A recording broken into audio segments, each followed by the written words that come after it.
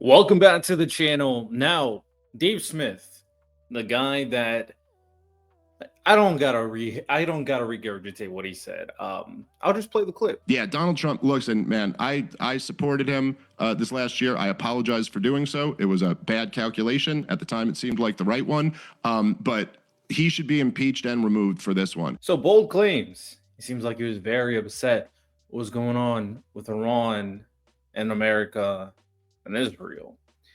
So I heard that this man, Dave Smith, is starting to walk back his claims, starting to turn the other cheek, and starting to adhere to his base again. I mean, I'm not surprised. Like, for the most part, this guy gained an audience because of Donald Trump fans. So he doesn't want to lose Donald Trump fans. And now he's grifting. But that's what I heard. Let's confirm those statements. Like and subscribe. Let's dive into the video between the two centrists that try to make you believe that they're not Donald Trump supporters. I hear you and see you. How are you, sir? Pretty good, pretty good. I'm curious how you are. How do you feel about this ceasefire? Well, I mean, it's wonderful. It's kind of hard to say what's going to happen right now. It's been a wild. I mean, I got to say that the last week has probably been up there with the wildest weeks since me and you have been covering politics. And it's hard to say because Donald Trump has signaled almost everything over the last week. And so he's talking about evacuating Tehran and regime change a few days ago. Now he seems to be signaling, he seems to have taken the off-ramp or desires to take the off-ramp that essentially the Iranians allowed by doing what they did after Soleimani was struck again, by striking back, but not really striking back and giving America advanced warning and making sure, essentially Iran is in this obvious position where they're like, we can't look like we're doing nothing in response to this to our own people, but we really, really don't want it. We don't want to fight for obvious reasons. And so Donald Trump wants to be taking this off-ramp. Now he seems to be frustrated with that Benjamin Netanyahu and many of the hawks never wanted an off-ramp. And as you know well, this has always been about regime change for them. Yep. So I would be thrilled if this is the end of it.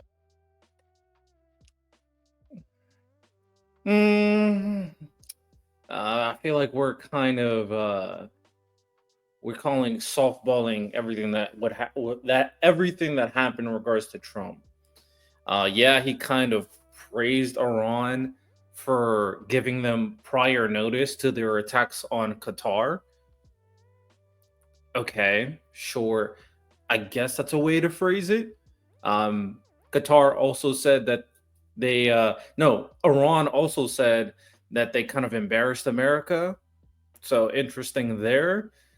We also heard news from Donald Trump saying that, hey, man, we are willing to strike you again, especially considering there's a report that the nuclear facilities that was attacked was only delayed by a couple months and has been confirmed by a report. And also, yeah, being harsh to Israel, I guess so, but he's also the same person recently that is trying to force Israel or pressure Israel to stop the trial against Netanyahu. You don't do that if you're trying to be aggressive to Netanyahu. Why are you trying to protect him? So it's like, I don't know. But let's continue. But at the maybe I'm just being harsh.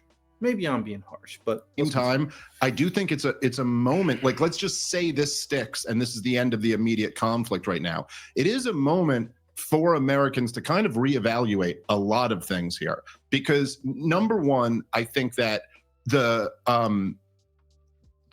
Hawks' foundational claim to this entire issue, which I would argue is every bit as phony as their claims for all of the other wars in the last 25 years. But the foundational claim about Iran has been that, like, Iran cannot be allowed to get a nuclear weapon. And this is something obviously that Donald Trump has bought into very much too.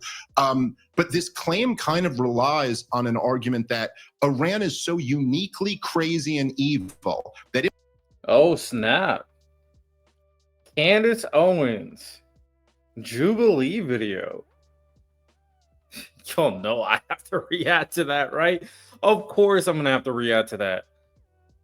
Well, I probably, man, yeah, definitely gonna have to react to that one. If they Okay. got a nuclear weapon, they'll just use it. They'll just nuke it. Now, forget the fact that they're not pursuing a nuclear weapon. They don't have a nuclear weapon. They don't have the capability to deliver one if they were to get one. But it's like, I mean, Tim, a lot of really bad people have gotten nuclear weapons in history. Joseph Stalin got nuclear weapons. Mao Zedong got nuclear weapons. Right now, Putin and Xi and a lot of bad people have nuclear weapons. And the idea that Iran is so uniquely evil because they just don't care about. That's not a good argument. A lot of evil people have weapons of destruction. Who cares if another evil person has the weapons of destruction? That's a terrible argument. What? What? That's like saying a room of like 9 PDF files have a knife. All of them have a knife. Now, none of them has stabbed you yet, but there's another person who came into the room. He's also a PDF file, and he also wants a knife.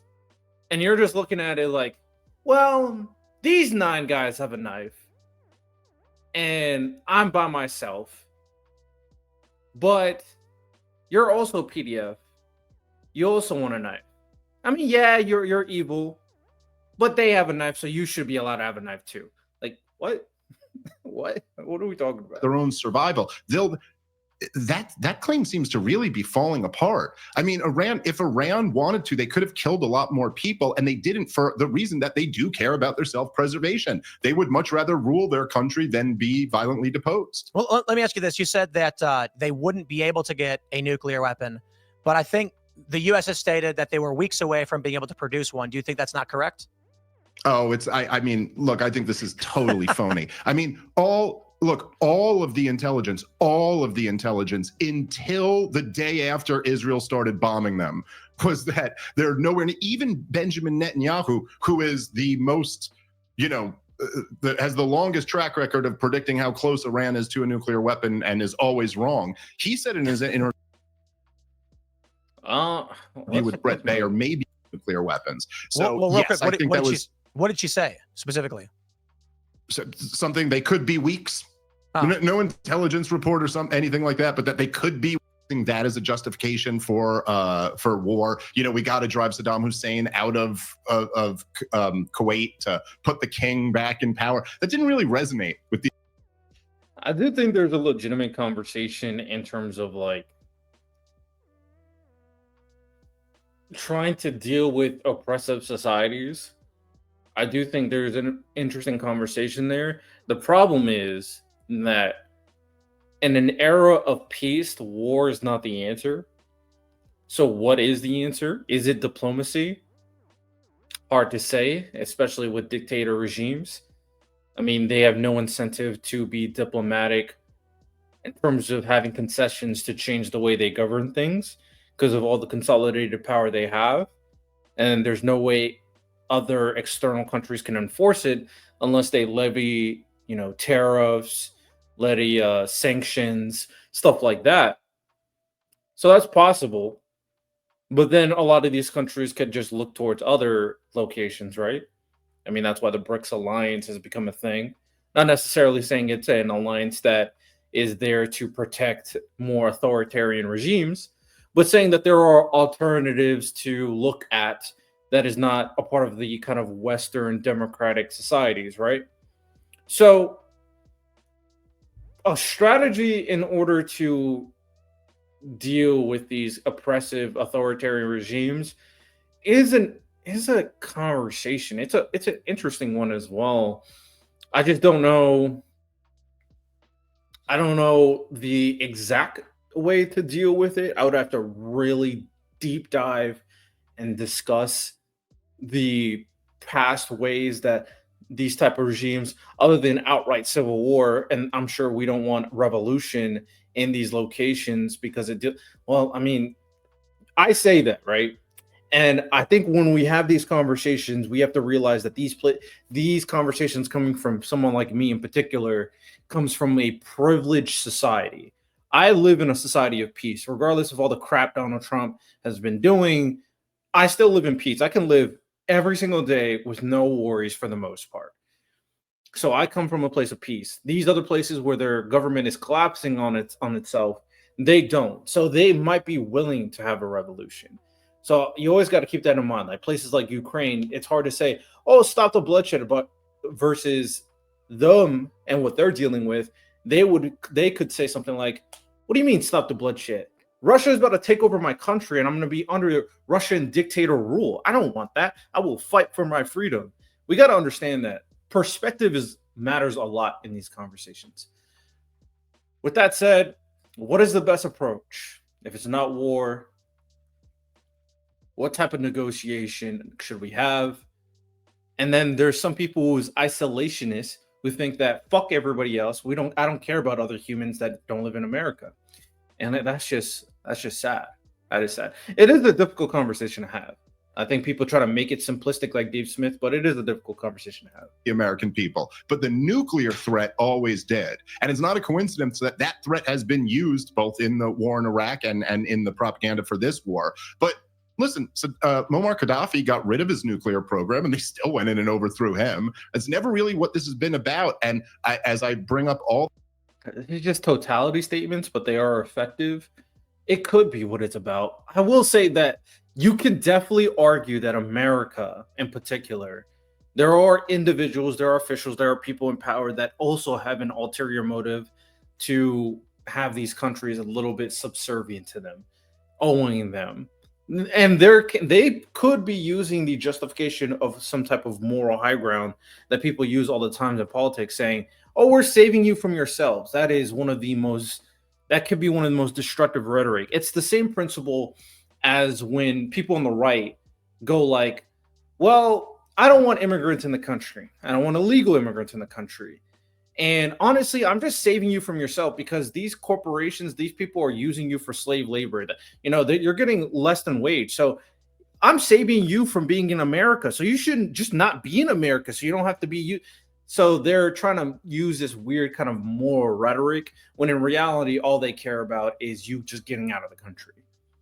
So it is dangerous, and how even America uses it sometimes. The time, whether you look at the clean break doctrine or you look at General Wesley Clark's comments about the 7 countries in 5 years, the game here has always been to have regime change against all of the states that are hostile to Israel. That's been what these guys have been fighting for forever. And I just think it's a real moment for Americans to wake up and go, look, what did we just do? We just launched a war against a country that hadn't attacked us, that wasn't an imminent threat, that poses no real threat to the United States of America. You could argue it poses a threat to Israel, and if we care about our relationship with Israel, and also, I mean, he thinks that who cares if another enemy has nukes? That's just such a stupid argument that I can't really engage. And we did it. And then when our president, there's been a couple polls that I've read that show the majority of Americans oppose the strikes on Iran. Even among among the Republican Party, there is a higher rate of disapproval for the strikes than general disapproval for Trump. But you mentioned Muammar Gaddafi. And one of the arguments I heard as to why Iran does want to enrich uranium and does want to produce a nuke is because Gaddafi agrees to give up his nukes and they go in and they kill him. And so the argument then is the Iranians are like, your word means nothing. If we abandon our efforts, you're going to come in for regime change. So it actually, what I think a lot of people have made the argument, and it makes sense, they were pursuing this because of the threat of regime change. Well, we're certainly are act. Then at this point we're changing the conversation. If the way Tim Pool characterizes it is true, which I doubt, because Tim Pool always weirdly phrases things. He is kind of a pathological liar. But if I were to engage in the idea that what he's saying is true, then I do think politically the strategy makes sense. That there's no incentive for me to give up my nukes because of a past regime that was killed for it. And also the fact that Israel is my enemy and they have nukes.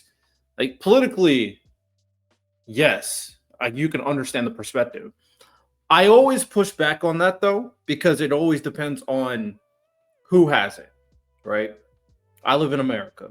American interests, I do believe, compared to pretty much every country that has power, probably has the best ability to establish a level of freedom because of our ability, the central ability to challenge our own government.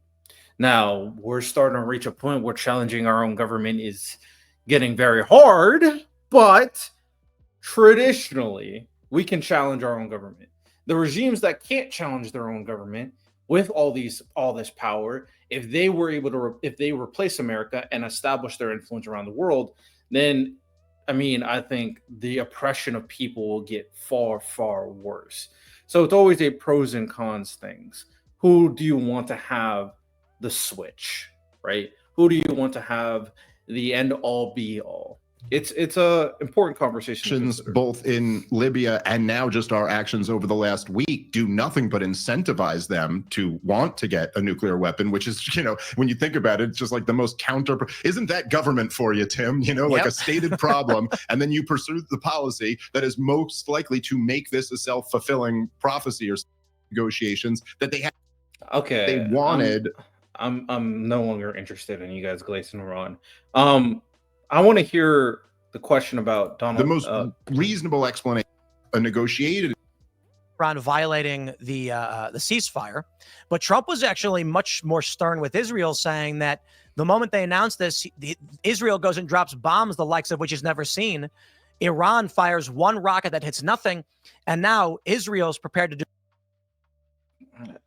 Him being aggressive to Israel, I'm really just not buying. Like, I already showed you the social media posts of him saying Israel should not be doing X, Y, and Z to Netanyahu. Like, dude is still a very staunch Israel Netanyahu fan. Come on. Trump has already put up with from Netanyahu and still just been his number one supporter is pretty remarkable. I mean, actually, from Netanyahu and still just been his number one. Don't want this war to break out, or does he hold a grudge against Israel for basically spitting in his face? Well, what Donald Trump has already put up with from Netanyahu and still just been his number one supporter is pretty remarkable. I mean, Netanyahu, as you remember well, Tim, came out and stabbed Donald Trump in the back after the 2020 election, after Donald Trump had done everything for Netanyahu, everything, moving the embassy to Jerusalem, getting us out of the JCPOA, of course, because we could have avoided this entire thing. But for Netanyahu, Donald Trump decided to pull out of it. If you remember back in... Real quick, the JCPOA, that's the Iranian nuclear deal? That's the Iran nuclear deal that Obama got us into with the Europeans and the Iranians. And Donald Trump, if you remember, Donald Trump really upset the Hawks in 2016 when he had I forget exactly what he said. Interesting. So at least I just care about the impeach stuff. Where's before any of that? And so I don't know. Will Donald Trump take this? It seems to me, I've seen a long track record. The moment where he broke and he said, you know what? We've got two countries. And he says, I don't know what they're doing. Wow. I mean, the story. Wow. Go. Shut Tim Pool fucking glazing down. Wow. Shut up. Oh my God. I can't believe my president said fuck on TV. Oh my God. Yo, what did I just do? That's what it seemed like. I'm just trying to hear the question about. There are protests in the streets against who's to get involved in this when he could have just. Advanced warning. I think the reality is Trump's not a man you play chicken with. He's pissed. And so Iran's basically saying we don't want to go to war. And they're basically voting than most people do. I think it's kind of like, look, either Kamala Harris or Donald Trump was going to be president. And I do, you'll have to wait till the end of the 4 years. And if this is the end, we're getting to it. You think, as you just pointed out, what would Donald Trump's response have been to that? Back regime with needed to say this would have been for Trump 20-year catastrophic quagmire. Thank God we didn't. Did you vote for Trump? I did. Do you regret it? So this is what we're here to see. This is where the meat of this video is. Okay. You know, a lot of people made a big deal that I did say that I regretted it the other day. You know, look, voting to me, I have a different like kind of theory of voting than most people do. I think it's kind of like, look, either Kamala Harris or Donald Trump was going to be president, and Yeah. I do, you know, you'll have to wait till the end of the 4 years.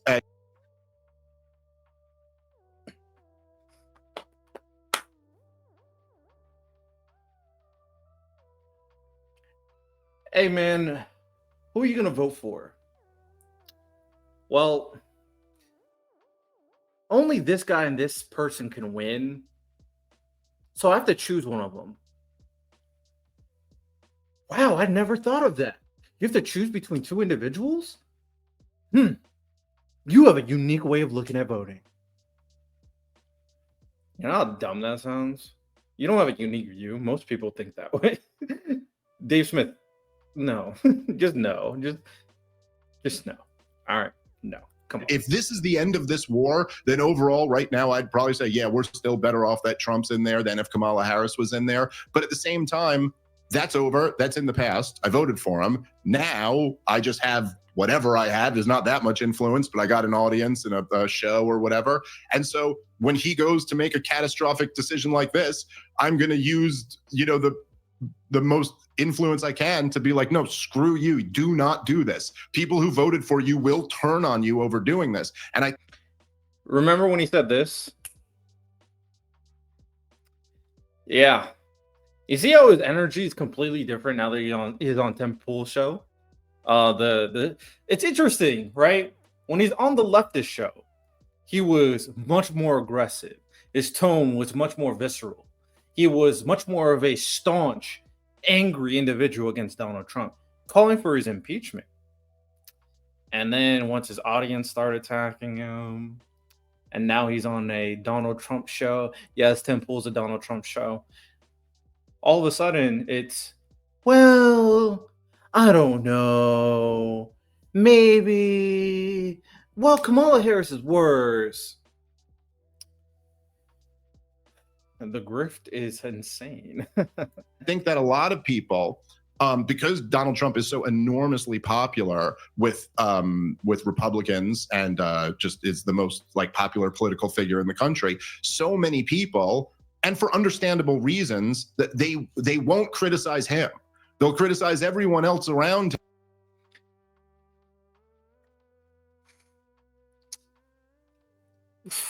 What you did? Okay.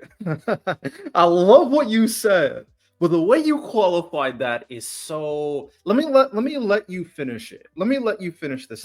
But they won't criticize him, and that's just. To me, that's the role Tucker Carlson is supposed to play. Tucker Carlson is supposed to keep his influence with Donald Trump. So this man just told me to my face, he was like, well, the people who don't criticize Donald Trump, they just criticize everybody around him. You know, that's a problem, but they should do that. That's what you should do. You should not criticize Donald Trump. You should criticize everybody else around you. I think Dave Smith just told us his game plan. I think Dave Smith he just told us everything that we need to know. Though there's two reasons why you don't want to criticize Donald Trump individually. One, you don't want to piss off his fan base, which is also your viewers. So that's one of the reasons. The second reason is potentially you don't want to be kicked out of Donald Trump's circle. His circle. His state. His deep circle. His deep state. But I'm not. I'm me. I'm just supposed to tell the truth. And so, you know, like my job is to make people laugh at comedy clubs and tell the truth on podcasts. That's all that I get paid to do. So my job is to tell the truth and go, hey, no, this is a horrible decision for a president to make. And look, if Iran had killed some Americans and then Donald Trump had to do a full regime change war or something like that, then that probably would have been worse than even what Kamala Harris would have been, which would have been a disaster also. So, see, this is smart. This is smart. You have to appease your Donald Trump base after you called out for Donald Trump's impeachment. And you didn't even bring up Kamala Harris the first time you brought it up. But it's always interesting to see how this kind of works. He's playing the game. He's playing the politics game. And in so that he has to ensure that he believes that Donald Trump is still the best option. He has to ensure that. He has to ensure that he believes Donald Trump is still better than Kamala Harris. Does he have any evidence for it? Of course not. But it's all about optics. It's all about optics. This is interesting. So, in order for Donald Trump to be worse than Kamala Harris, Iran has to kill Americans. Iran has to kill Americans in order for Donald Trump to be worse than Kamala Harris. That's the bar.